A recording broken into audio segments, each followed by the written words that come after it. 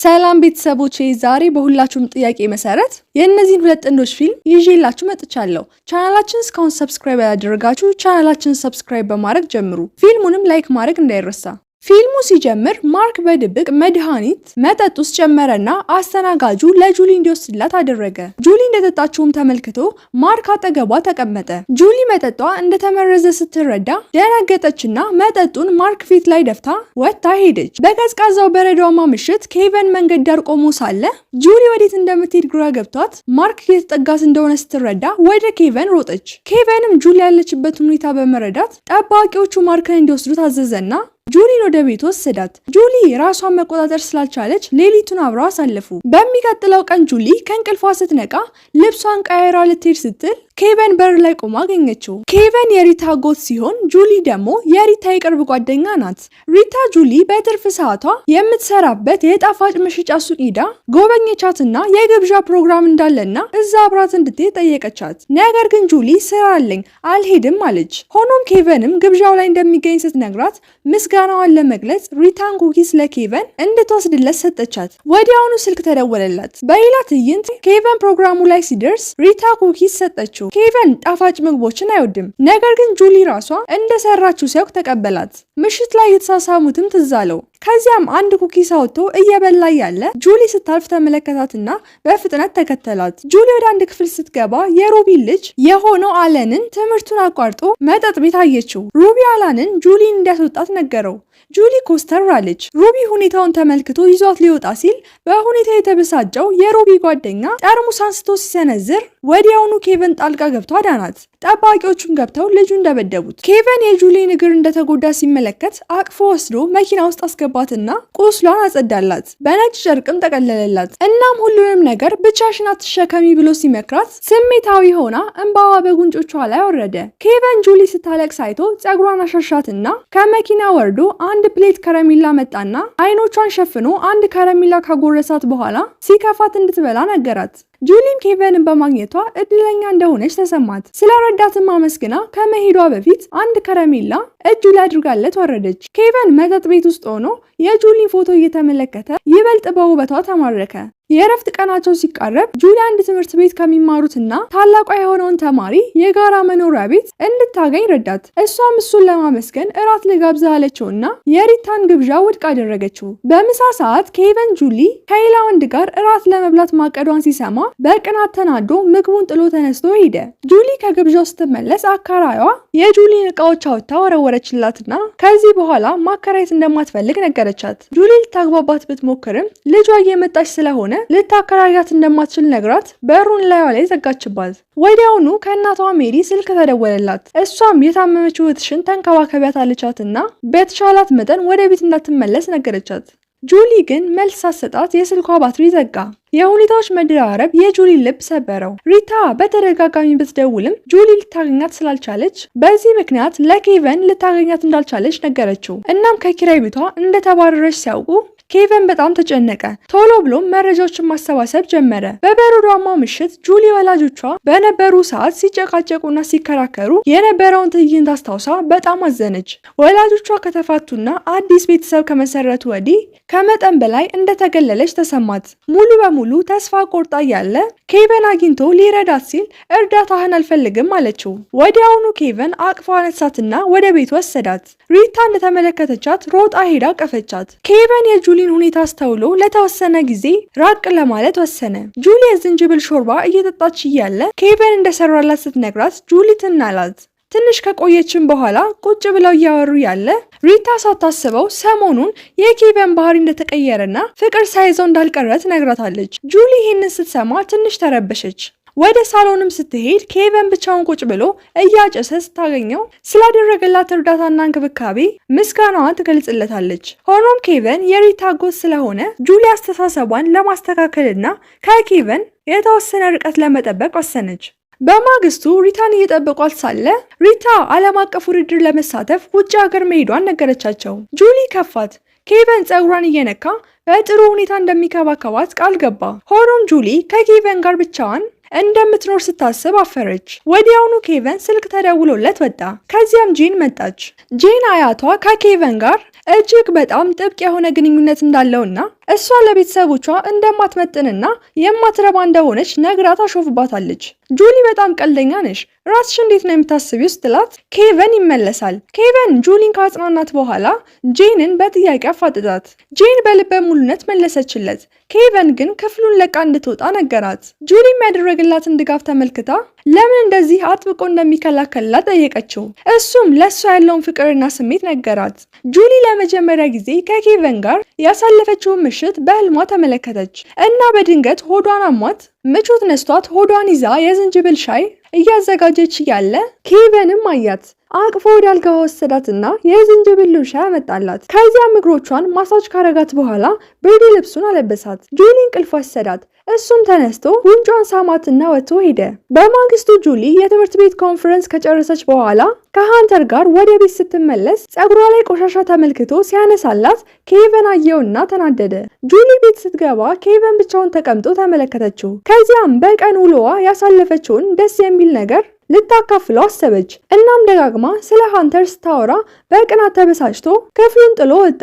ጁሊ ትምህርት ቤታቸው ባዘጋጀው ትምህርታዊ ጉዞ ላይ ትሳተፋለች። ነገር ግን በኬቨን እንደተዘጋጀ አላወቀችም። ኬቨን ጸጥ ብሎ መኪና ውስጥ ሆኖ እየተመለከታት ነው። ጁሊ ምቾት እንዳልተሰማት በማሰብ ሃንተር መድኃኒት ሰጣት። ነገር ግን በዚያን ጊዜ ኬቨን ጁሊ ሊያናግራት ሲመጣ እሷ በፍጥነት ከጓደኛዋ ጋር ጥላው ሄደች። ሃንተር ጁሊን ዛሬ ጥሩ ላይ አይደለሽም፣ ምን ሆነሻል ብሎ ቀስ አድርጎ ጉንጯን ይነካታል። ኬቨንም ዞር ሲል ሁኔታውን ይመለከታል።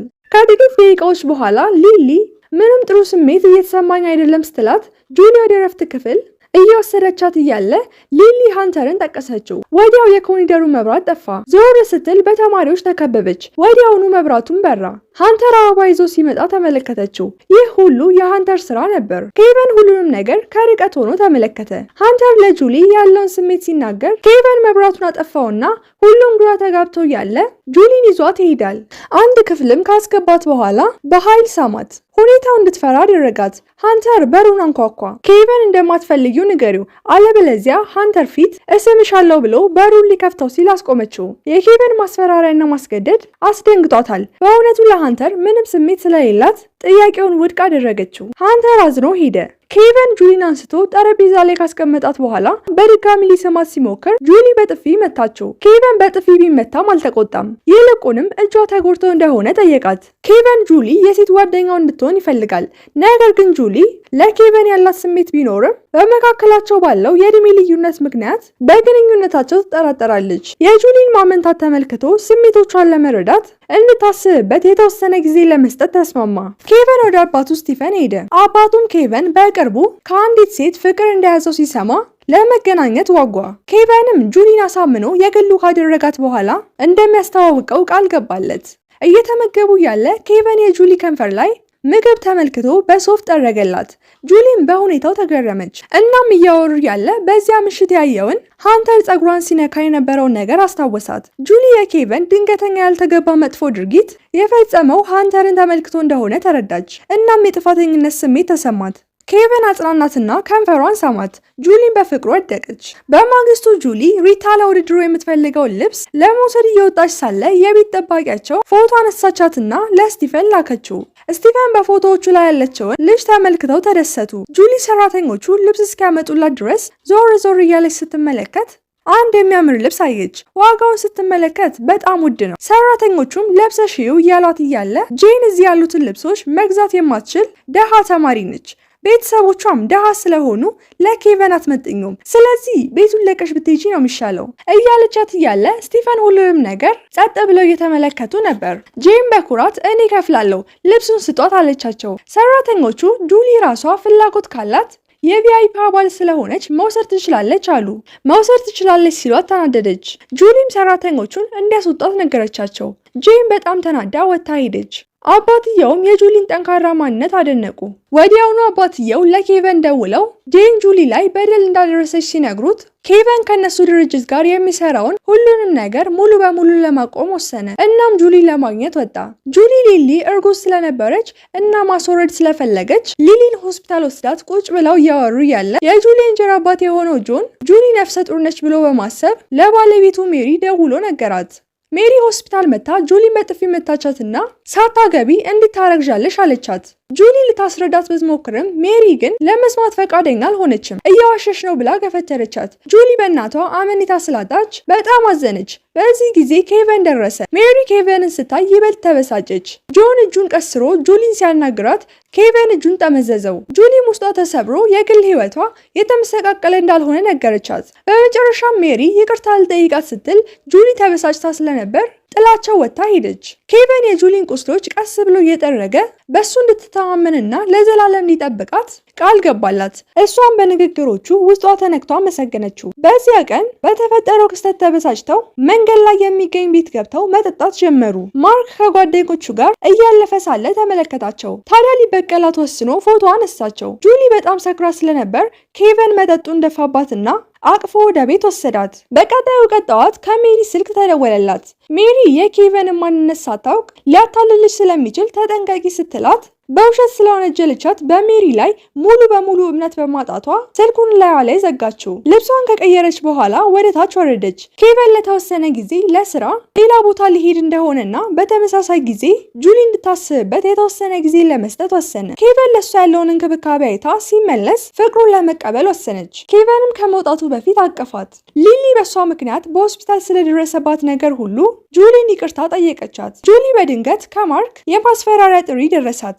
ነገር ግን ጁሊ ችላ ብለው የቀጥታ ስርጭት ፕሮግራሟን ልትጀምር ስትል በሶሻል ሚዲያው ላይ የጁሊና የኬቨን ፎቶ ተለቆ ወሬዎች መሰራጨት ጀመሩ። በአቅራቢያው የነበሩ የክፍል ጓደኞቿም ስለ ጁሊ ማውራት ጀመሩ። ጁሊ ግራ ተጋብታ ሶሻል ሚዲያውን ከፍታ ስትመለከት ፎቶቸው ተለቋል። ጁሊ ተበሳጨች። ሊሊና ሃንተር እኛ እናምንሻለን፣ ተረጋጊና ሁኔታውን ለማስረዳት ሞክሪ አሏት። ሆኖም ጁሊ ተነስታ ሄደች። ይህ በእንዲህ እንዳለ በስራ ጉዞ ላይ የነበረው ኬቨን የተሰራጨውን ዜና ሲሰማ ስብሰባውን ትቶ ጁሊን ለማግኘት ወደ ቤት ሄደ። ጁሊ ራሷን ክፍሏ ውስጥ ዘግታ ሳለ ኬቨን በሩን ከፍቶ ገባ። ጁሊም እንዳየችው ሄዳ አቀፈችው። እናም በውሸት በመወንጀላቸው አዘነች። ኬቨን አቅፎ ጉልበቱ ላይ አስቀምጧት እያለ ጁሊ ወደ ጆሮ ተጠግታ ናፍቀኸኛል አለችው። ኬቨን በጣም ደስ አለው። እናም ካስተኛት በኋላ ስለተፈጠረው ነገር እንዲያጣራ ለጸሐፊው ነገረው። ጁሊን የጎዷት ማርክና ጄን እንደሆኑ እንዳወቀ ለመበቀል ወሰነ። ያን ቀን ኬቨንና ጁሊ በፍቅር እየተሳሳሙ ሳለ ሪታ በሩን ስከፍተው አይታቸው ደነገጠች። ያየችውንም ማመን አልቻለችም እና ኬቨን አስገድዷት ይሆናል ብላ